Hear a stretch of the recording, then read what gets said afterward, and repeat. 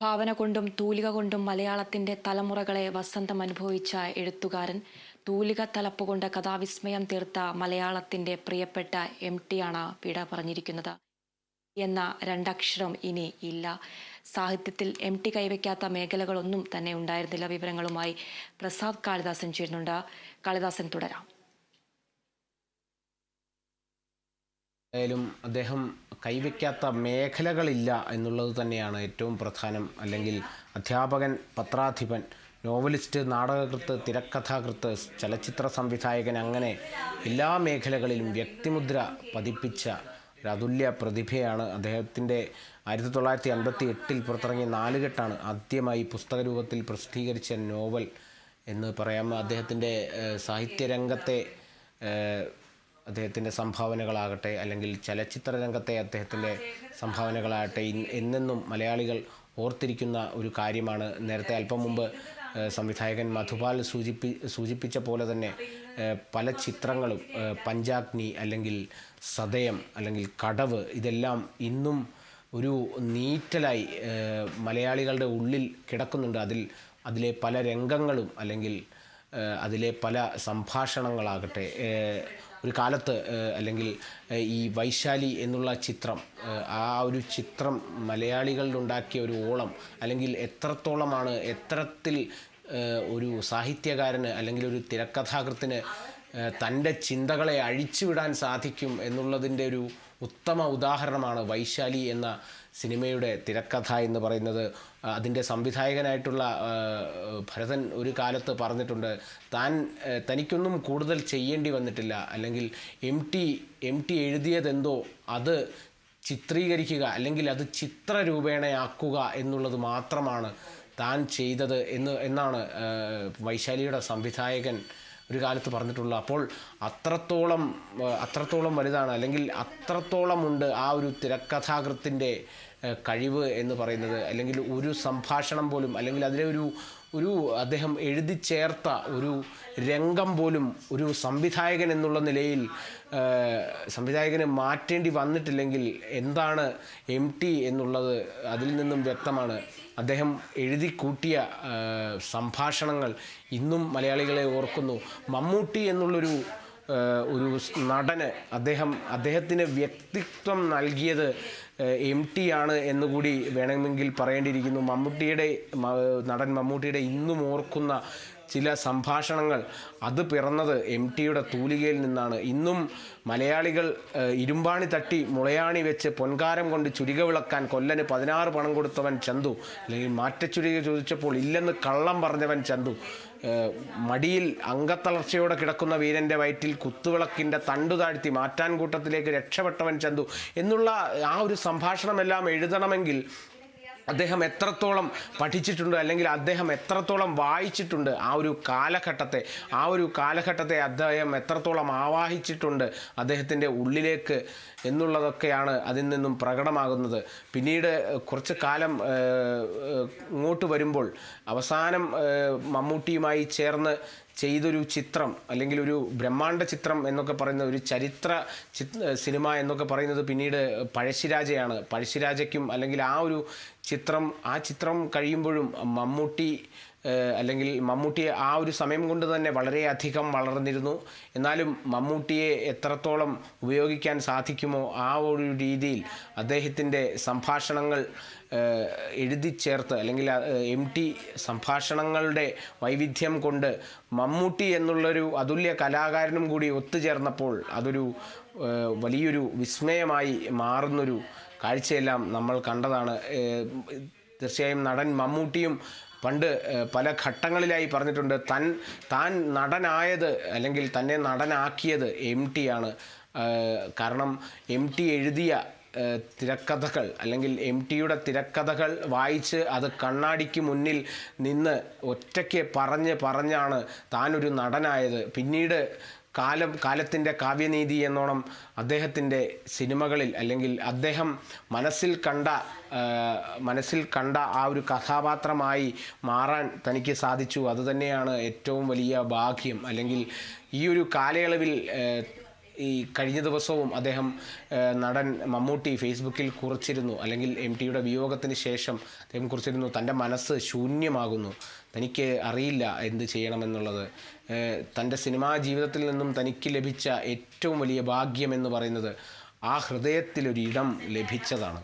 അതുതന്നെയാണ്. കാരണം പുറത്തുനിന്ന് നോക്കുമ്പോൾ വളരെ പരുക്കൻ സ്വഭാവമായ, അല്ലെങ്കിൽ പരുക്കനായിട്ടുള്ള ചുണ്ടിൽ ഒരു ചിരി പോലും, അല്ലെങ്കിൽ ആ ഒരു ചുണ്ട് ചിരിക്കായി ഒന്ന് ചലിപ്പിക്കുക പോലും ചെയ്യാത്ത ഒരു മനുഷ്യൻ എങ്ങനെയാണ് ഇത്തരത്തിലുള്ള വാക്കുകൾ എഴുതുന്നത്? അല്ലെങ്കിൽ ചിരിക്കാനായി തൻ്റെ മുഖത്തെ പേശികൾ ചലിപ്പിക്കാത്ത ഒരു മനുഷ്യൻ എഴുതിയ വരികളാണ് എപ്പോഴും ചിരിക്കുക, അല്ലെങ്കിൽ ആ ഒരു മഹാസിദ്ധി നമ്മുടെ കയ്യിൽ നിന്നും പോകും എന്നെഴുതിയൊരു മനുഷ്യനാണ് ഈ ഒരു പരുക്കൻ സ്വഭാവത്തോടെ ഇരിക്കുന്നതെന്ന് പോലും നമുക്ക് അറിയാൻ സാധിക്കില്ല.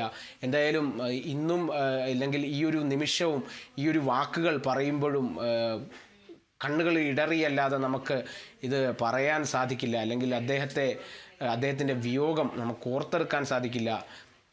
എപ്പോഴും ഈ ഒരു ഏറ്റവും ഇന്നലെ അല്ലെങ്കിൽ അദ്ദേഹം മരിച്ചു വീഴുമ്പോൾ അറിയാതെ, അല്ലെങ്കിൽ ഈ ഒരു ക്രിസ്മസ് രാത്രി അവസാനിക്കാറാവുമ്പോഴാണ് അദ്ദേഹം കാളിദാസൻ തുടരുക. ഇപ്പോൾ അഭിന ചേരുന്നുണ്ട്. അഭിന, അദ്ദേഹത്തിന്റെ വീട്ടിൽ പൊതുദർശനം പുരോഗമിക്കുകയാണ്. കഥയുടെ പെരുന്തച്ഛനെ അവസാനമായി ഒരു നോക്കു കാണാൻ സാഹിത്യ ലോകം ഒന്നടക്കം വരുന്ന ഒരു കാഴ്ച. വിവരങ്ങൾ. ആതിര, ഇപ്പോൾ പൊതുദർശനം നടന്നുകൊണ്ടിരിക്കുകയാണ്. സാഹിത്യകാരന്മാരും അതുപോലെ തന്നെ ഇപ്പോൾ ഗോവ ഗവർണർ ശ്രീധരൻ അദ്ദേഹത്തിനോട് നമുക്ക് കാണുന്നതിനായി അദ്ദേഹത്തിന്റെ വസതിയിലേക്ക് പോയിക്കൊണ്ടിരിക്കുകയാണ്. അതുപോലെ തന്നെ കൽപ്പറ്റ നാരായണൻ, ഹരിഹരൻ തുടങ്ങിയ ആളുകളെല്ലാം തന്നെ അദ്ദേഹത്തെ അവസാനമായി ഒരു നോക്ക് കാണുന്നതിനായി അദ്ദേഹത്തിന്റെ വസതിയിലേക്ക് എത്തിച്ചേർന്നിട്ടുണ്ട്. ഇപ്പോൾ ഗോവ ഗവർണർ ശ്രീധരൻ പിള്ളയും അദ്ദേഹത്തിന് കാണുന്നതിനായി അദ്ദേഹത്തിന് അടുത്തേക്ക് ഇപ്പോൾ എത്തിയിട്ടുണ്ട് എന്നാണ് മനസ്സിലാക്കുന്നത്. ഇതുപോലെ നിരവധി ആളുകൾ അദ്ദേഹത്തിന് കാണുന്നതിനായി ഓരോ പ്രമുഖ നേതാക്കളും ഇപ്പോൾ വന്നുകൊണ്ടിരിക്കുകയാണ് എന്നുള്ളതാണ് മനസ്സിലാക്കുന്നത്.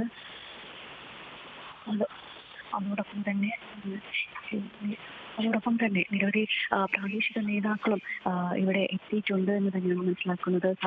ഈ കോഴിക്കോടിനെ സംബന്ധിച്ചിടത്തോളം, കോഴിക്കോടിന്റെ സാഹിത്യ നഗരം ഇന്ന് ഏറ്റവും കൂടുതൽ, സാഹിത്യ നഗരത്തെ സംബന്ധിച്ചിടത്തോളം ഏറ്റവും കൂടുതൽ ഒരു തീരാ നഷ്ടം തന്നെയായിരിക്കുകയാണ്. അതുകൊണ്ട് തന്നെ ഇന്ന് ഈ ഒരു കോഴിക്കോട് കോൺഗ്രസിന്റെയും അതുപോലെ തന്നെ BJPയുടെയും നേതൃത്വത്തിൽ നടത്തിയിരിക്കുന്ന പരിപാടികളെല്ലാം മാറ്റിവെച്ചിട്ടുണ്ട്. കഴിഞ്ഞ ദിവസങ്ങളെല്ലാം ബേപ്പൂർ ഫെസ്റ്റ് നടന്നു വരികയായിരുന്നു. ഈ ബേപ്പൂർ ഫെസ്റ്റിലെയും നാളെയും മറ്റന്നാളും നടക്കാനിരുന്ന പരിപാടികളെല്ലാം റദ്ദാക്കുകയും ചെയ്തിട്ടുണ്ട്. ഇനി അല്പസമയത്തിനകം മുഖ്യമന്ത്രി പിണറായി വിജയൻ ഇവിടേക്ക് എത്തിച്ചേരുമെന്നാണ് മനസ്സിലാക്കുന്നത്. ഇന്നലെ തന്നെ AK ശശീന്ദ്രൻ ഉൾപ്പെടെയുള്ള മന്ത്രിമാർ ഇന്നലെ ഇവിടെ അദ്ദേഹത്തിനെ ആശുപത്രിയിൽ പോയി തന്നെ അദ്ദേഹത്തിനെ നേരിട്ട് കണ്ടിരുന്നു.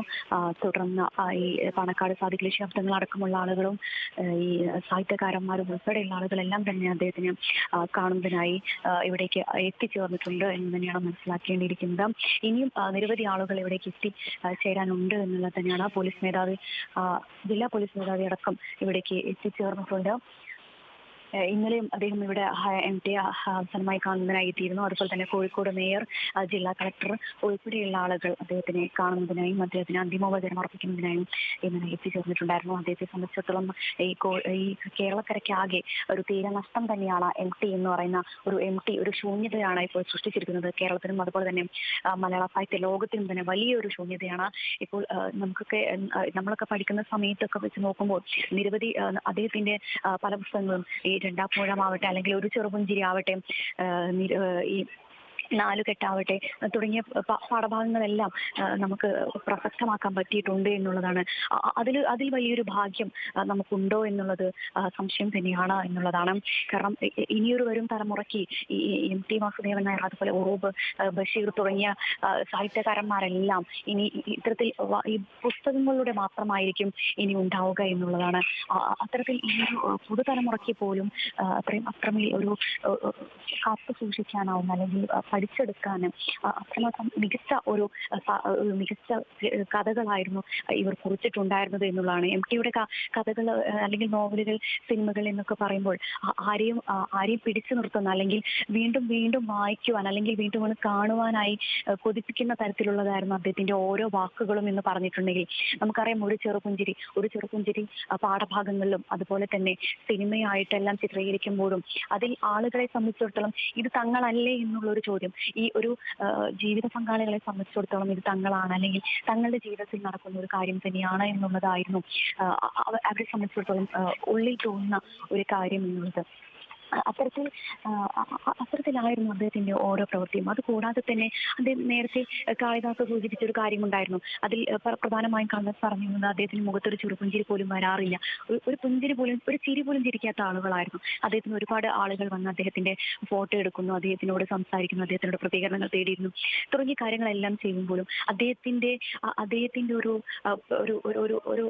ഒരു ഗൗരവമുള്ള ഒരു മുഖമുണ്ട്, അല്ലെങ്കിൽ ഒരു മൗനമുള്ള ഒരു മുഖമായിരുന്നു അദ്ദേഹത്തിന്റെ. അദ്ദേഹം മാതൃഭൂമിയിലേക്ക് വരുന്നതിന് മുൻപ് തന്നെ അദ്ദേഹത്തിന് ഒരു ചെറുപുഞ്ചിരി എന്ന കഥയ്ക്ക് തന്നെ ഒരു അവാർഡ് കിട്ടിയിട്ടുണ്ടായിരുന്നു. ഈ അവാർഡ് കിട്ടിയതിനു ശേഷം ഈ ഒരു പ്രതികരണം മാതൃഭൂമിയിൽ നിന്ന് തന്നെ അദ്ദേഹത്തിന്റെ പ്രതികരണം തേടാൻ വന്നപ്പോഴും, അല്ലെങ്കിൽ മാതൃഭൂമിയിൽ തന്നെ അദ്ദേഹത്തിന്റെ ഒരു ഫോട്ടോ എടുക്കാൻ വന്നപ്പോൾ പോലും അദ്ദേഹത്തിന്റെ ഒരു ഗൗരവം പിടിച്ച മുഖമായിരുന്നു എന്നുള്ളതാണ് ഈ മാതൃഭൂമിയിലെ പി.വി. ചന്ദ്രൻ അടക്കമുള്ള ആളുകൾ പങ്കുവെച്ചൊരു ഓർമ്മ എന്ന് പറഞ്ഞിട്ടുണ്ടെങ്കിൽ അത്തരത്തിലൊരു ഗൗരവം പിടിച്ചൊരു വ്യക്തിയായിരുന്നു. എങ്കിൽ പോലും ഈ ഗൗരവത്തിനപ്പുറം അദ്ദേഹത്തിന് ഒരു ചെറുപുഞ്ചിരി എന്നും സൂക്ഷിക്കാനുണ്ടായിരുന്നു എന്നുള്ളതാണ്. ആ ഒരു ചെറുപുഞ്ചിരി കിട്ടിയത് അല്ലെങ്കിൽ നമുക്കിപ്പോൾ നഷ്ടമായിരിക്കുകയാണ് എന്നുള്ളതാണ്. ആ ഒരു ചെറുപുഞ്ചിരിയിൽ അദ്ദേഹം സൂക്ഷിച്ചു വെച്ചത് നിരവധി കഥകളായിരുന്നു. ആ കഥയ്ക്കുള്ളിൽ ഒരുപാട് നിഗൂഢതകൾ ഉണ്ടായിരുന്നു, അല്ലെങ്കിൽ ആളുകളെ ത്രസിപ്പിക്കുന്നതും ആളെ ചിന്തിപ്പിക്കുന്നതിനും വൈകാരികമായ ഓരോ മുഹൂർത്തങ്ങളിലൂടെയും ആളുകളെ കൊണ്ടെത്തിക്കുവാനുള്ള എന്തോ ഒരു മാന്ത്രികതയായിരുന്നു അദ്ദേഹത്തിനെ സംബന്ധിച്ചിടത്തോളം ഉണ്ടായിരുന്നത് എന്നുള്ളതാണ്. അത് ഒരിക്കലും ഈ സാഹിത്യ നഗരത്തെ സംബന്ധിച്ചിടത്തോളം ഒരിക്കലും മറക്കാനാവാത്ത ഒന്ന് തന്നെയാണ്. കോഴിക്കോട് നഗരത്തെ സംബന്ധിച്ചിടത്തോളം കോഴിക്കോടിന്റെ ഓരോ മുക്കിലും മൂലയിലും ഇപ്പോൾ മിഠായി തെരുവടക്കം അദ്ദേഹത്തിന്റെ ഒരു കൺട്രോളായിരുന്നു എന്ന് ഞാൻ പറയുന്നത്. അദ്ദേഹം ഓരോ മുക്കിലും മൂലയിലും നിന്നുകൊണ്ട് ഓരോ കഥകൾ എടുക്കുമ്പോഴും അതിനെല്ലാം കോഴിക്കോട് നഗരത്തിന്റെ ഒരു പങ്കുണ്ടായിരുന്നു എന്നുള്ളതാണ്. അപ്പോൾ കോഴിക്കോടിന്റെ എല്ലാ ഭാഗങ്ങളിലും അദ്ദേഹം എത്തിയിട്ടുണ്ടായിരുന്നു എന്നുള്ളത് എടുത്തു പറയേണ്ട ഒരു കാര്യം തന്നെയാണ്. കോഴിക്കോടിന്റെ ഓരോ മുക്കുമൂലയ്ക്കും എം ടി ആരാണ്, എം ടി എന്താണ്, എം ടിയെ കുറിച്ച് അറിയാത്ത ഒരു ഭാഗങ്ങൾ പോലും കോഴിക്കോട് നഗരത്തിൽ ഇല്ലായിരുന്നു എന്നുള്ളതാണ്. അദ്ദേഹം മാതൃഭൂമിയിൽ ജോലി ചെയ്യുന്ന പത്രാധിപനായി ജോലി ചെയ്യുന്ന സമയം മുതലേ അദ്ദേഹം ജോലി കഴിഞ്ഞ് ആകാശവാണിയിൽ പോയി ആകാശവാണിയിൽ നിന്നും ഇറങ്ങി നേരെ അദ്ദേഹം വരുന്നത് മിഠായി തെരുവിലേക്കാണ്. മിഠായി തെരുവിനെ സംബന്ധിച്ചിടത്തോളം നമുക്കറിയാം, ഉറൂബ്, ബഷീർ തുടങ്ങിയ ആളുകളെല്ലാം മിഠായി തെരുവിനെ കുറിച്ച് തന്നെ ഒരു വലിയ ഒരു കഥ തന്നെ എഴുതിയിട്ടുണ്ട് എന്നുള്ളതാണ്.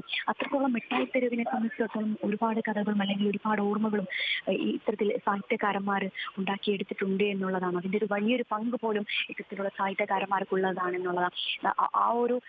നമ്മളെല്ലാം ജീവിച്ചിരുന്ന ഒരു കാലഘട്ടം, അത് ഇവർ ജീവിച്ചിരുന്ന ഒരു കാലഘട്ടത്തിലാണ് എന്നുള്ളൊരു ആ ഒരു മഹാഭാഗ്യവും, അല്ലെങ്കിൽ അതിൽ ഉപരി വലിയൊരു മഹാഭാഗ്യം നമ്മളാരും ചെയ്യാനില്ല എന്നുള്ളത് തന്നെയാണ് പറയാനുള്ളത്. കാരണം ബഷീറും അതുപോലെ തന്നെ ഒറൂബ്, ഇപ്പോൾ ഇതാ എം ടി, അവസാനത്തെ കണ്ണിയാണ് എം ടി എന്ന് പറയുന്നത്. കാരണം ഈ മലയാള സാഹിത്യത്തിന്റെ അല്ലെങ്കിൽ കോഴിക്കോട് സാഹിത്യ നഗരത്തിന്റെ ഒരു ജനതയുടെ തന്നെ ഒരാളായിരുന്നു, ഒരു പിന്മുറക്കാരനായിരുന്നു അദ്ദേഹം എന്നുള്ളത് തന്നെയാണ് പറയാനുള്ളത്.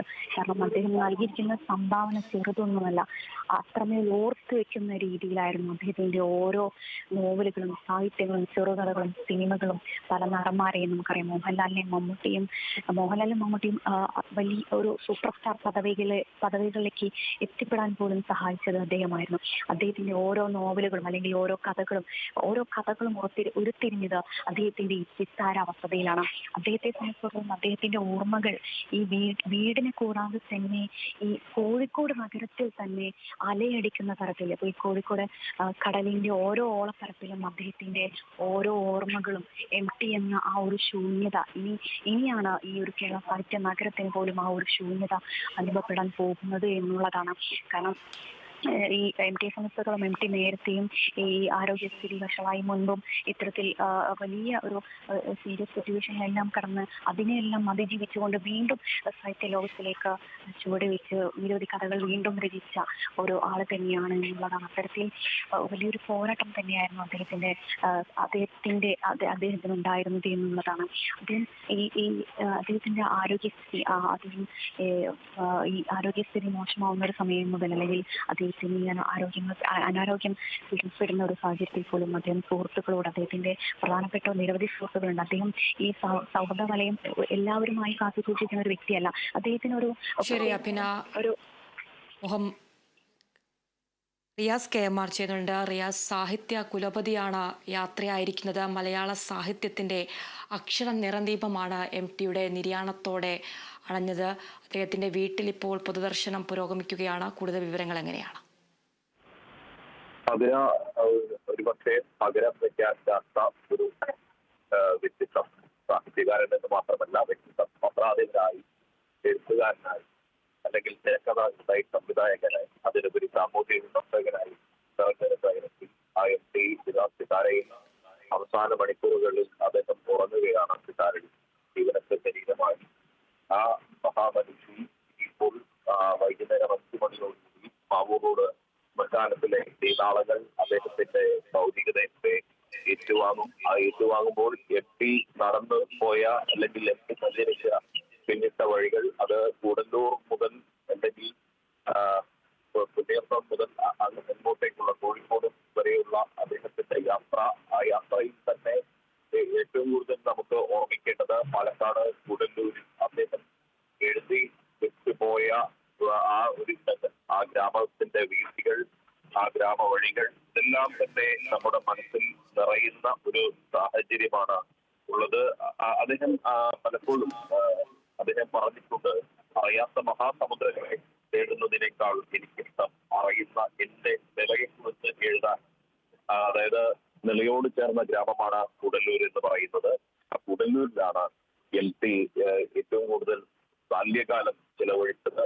ആ ബാല്യകാലത്തെ ഓർമ്മകളാണ് പിന്നീട് MTയുടെ കൃതികൾക്ക് പാത്രീഭൂതരായി വന്നത്. കൂടാതെ MTയുടെ മാനസിക വ്യഥകൾ, സംഘർഷങ്ങൾ, തന്റെ ചുറ്റുപാടിൽ കണ്ട ജീവിതങ്ങൾ, അനുഭവസ്ഥലപ്പ് MTയുടെ രചനകൾക്കുണ്ടായിരുന്നു എന്നുള്ളത് നമുക്ക് എല്ലാം വ്യക്തമാണ്. ഇന്നും കൂടല്ലൂരിന്റെ ഒരു തീർത്ഥാടനം പോലെ എത്തുന്ന സാഹിത്യ പ്രേമികളുണ്ട്. MT കൂടല്ലൂർ വിട്ട് പിന്നീട് കോഴിക്കോടിന്റെ സ്വന്തം MT ആയിട്ട് കാലങ്ങൾ എത്രയോ കഴിയുന്നു. പക്ഷെ അപ്പോഴും കൂടല്ലൂരിൽ MT ഇല്ല. ആ തറവാട്ടിലേക്ക് കടന്നു ചെല്ലുന്ന എത്രയോ മനുഷ്യരുണ്ട്. കൂടല്ലൂരിൽ MT ഇല്ല എന്നറിഞ്ഞപ്പോഴും അവർ MT എഴുതിയ MTയുടെ രചനാ വഴികളെ കുറിച്ചാണ് അവർ തേടി പോകുന്നത്. അങ്ങനെ ഒരു രചനാ വഴികൾ വായനക്കാരന്റെ മനസ്സിലേക്ക് ഇടം പിടിക്കാൻ ഉതകുന്ന തരത്തിലുള്ള രചനാ വൈഭവം MTയുടെ കൃതികൾക്ക് ഉണ്ടായിരുന്നു എന്നുള്ളതാണ്. അദ്ദേഹത്തിന്റെ ഓർമ്മകൾ, അദ്ദേഹം ഒരു ദൈവവിശ്വാസിയൊന്നുമല്ല, പക്ഷേ അദ്ദേഹം പൊടിക്കുന്നതും ഭഗവതി എന്ന് പറയുന്നുണ്ട്. ദൈവമില്ലെന്ന് ഞാൻ വിശ്വസിച്ചാലും പൊടിക്കുന്നതും ഭഗവതി ഇല്ല എന്ന് തനിക്ക് വിശ്വസിക്കാനാവില്ല എന്ന് പറയുന്നത്. മറ്റത് അഭിന നേരത്തെ സൂചിപ്പിച്ചത് തന്നെയാണ്. മാതൃഭൂമിയിലെ ചീഫ് ഫോട്ടോഗ്രാഫറായിട്ടുള്ള KK സന്തോഷ് 2006 മാതൃഭൂമി സാഹിത്യ പുരസ്കാരം MTക്ക് നൽകാൻ തീരുമാനിക്കുമ്പോൾ, അത് പ്രഖ്യാപിച്ചതിന് ശേഷം മാതൃഭൂമി ദിനപത്രം അദ്ദേഹം പ്രവർത്തിച്ച അദ്ദേഹത്തിന്റെ കൂടി വിയർപ്പുള്ള ഒരു പത്രമാണ് എന്ന് പറയാം. മാതൃഭൂമി ആഴ്ചപ്പതിപ്പിന്റെ ഒരു ആധുനിക തലത്തിലേക്ക് ആ പ്രസിദ്ധീകരണത്തെ നയിച്ചത് MT എന്ന ആ വലിയ മനുഷ്യൻ അവിടെ പത്രാധിപരായി ഇരിക്കുമ്പോഴാണ്, അതിന്റെ പീരിയോഡിക്കൽസ് എഡിറ്ററായി ഇരിക്കുമ്പോഴാണ് MT അതിനെ ആ രീതിയിൽ നയിച്ചത്. ഏറ്റവും ശ്രദ്ധിക്കേണ്ട ഒരു കാര്യം എന്ന് പറയുന്നത് MT കേവലം ഒരു എഴുത്തുകാരൻ എന്നതിനപ്പുറം ഒരു നല്ല പത്രാധിപരായിരുന്നു എന്നുള്ളതാണ്. കാരണം ഒരു എഴുത്തുകാരനായ പത്രാധിപരായി വരുമ്പോൾ ഉണ്ടാകുന്ന ഈഗോ എന്നും ഒരുപക്ഷെ അദ്ദേഹത്തിന് ഉണ്ടായിരുന്നില്ല എന്നത് നമുക്ക് കാണാം. പുറമെ വലിയ ഗൗരവക്കാരനാണ് MT. അതിനപ്പുറത്തേക്ക് കൃത്യമായ രീതിയിൽ ആരെയൊക്കെ കണ്ടെത്തണമെന്ന് MTക്ക് ഏതൊക്കെ രീതിയിലുള്ള പ്രതിഭകളെ കൃത്യമായി കണ്ടെത്തി അവരെ വളർത്തിക്കൊണ്ടുവരാനുള്ള ഒരു മനസ്സ് MT എന്ന പത്രാധിപർക്ക് ഉണ്ടായിരുന്നു. നമ്മൾ OB വിജയൻ മാഷുടെ ഖസാക്കിന്റെ ഇതിഹാസത്തെ കുറിച്ച് വാദോരാതെ നമ്മൾ സംസാരിക്കാറുണ്ട്. ഇപ്പോഴും മലയാള നോവൽ ശാഖ ഖസാക്കിന്റെ ഇതിഹാസത്തിന് മുൻപും ശേഷവും എന്ന് നമ്മൾ പറയാറുണ്ട്. ആ ഖസാക്കിന്റെ ഇതിഹാസം തീർച്ചയായി പ്രസിദ്ധീകരിച്ചു വന്നത് മാതൃഭൂമി ആഴ്ചപ്പതിപ്പിലാണ് ആദ്യം പ്രസിദ്ധീകരിച്ചു വന്നത്. അത് അന്ന് അതിന്റെ പത്രാധിപർ എന്ന് പറയുന്നത്, അതിന്റെ എഡിറ്റർ എന്ന് പറയുന്നത് MP വാസുദേവൻ നായരായിരുന്നു.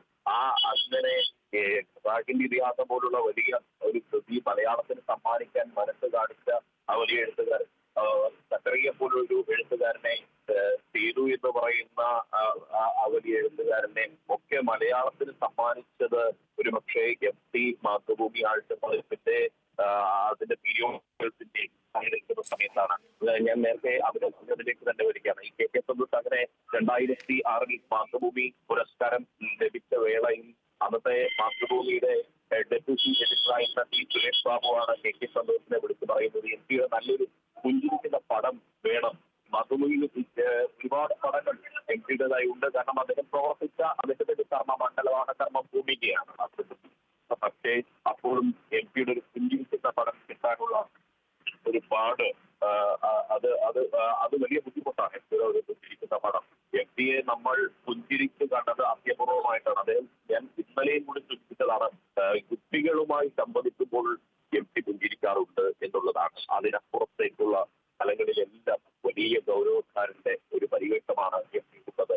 ആ MTയുടെ പുഞ്ചിരിക്കുന്ന മുഖത്തിനായി ഈ ഫോട്ടോഗ്രാഫർ MTയുടെ വീടായിട്ടുള്ള കൊട്ടാരം റോഡിലെ സുധാരിയിലേക്ക് ചെല്ലുന്നു. അപ്പോൾ MT ഷർട്ടിട്ടുണ്ടായിരുന്നില്ല.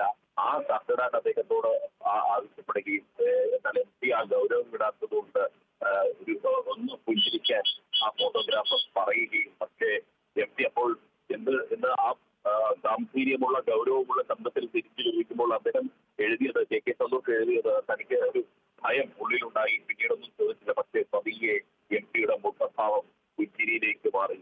തന്റെ ഫ്ലാഷുകൾ തുരുതുരാമിന്നി അപ്പോൾ പതിക്ക് ആ പുഞ്ചിരിക്കുന്ന ആ ചിത്രം, അതാണ് ഇന്നത്തെ മാതൃഭൂമി പത്രത്തിന്റെ മാതൃഭൂമി സാഹിത്യ തുടരുക. ഇപ്പോൾ ശ്രീധരൻ പിള്ള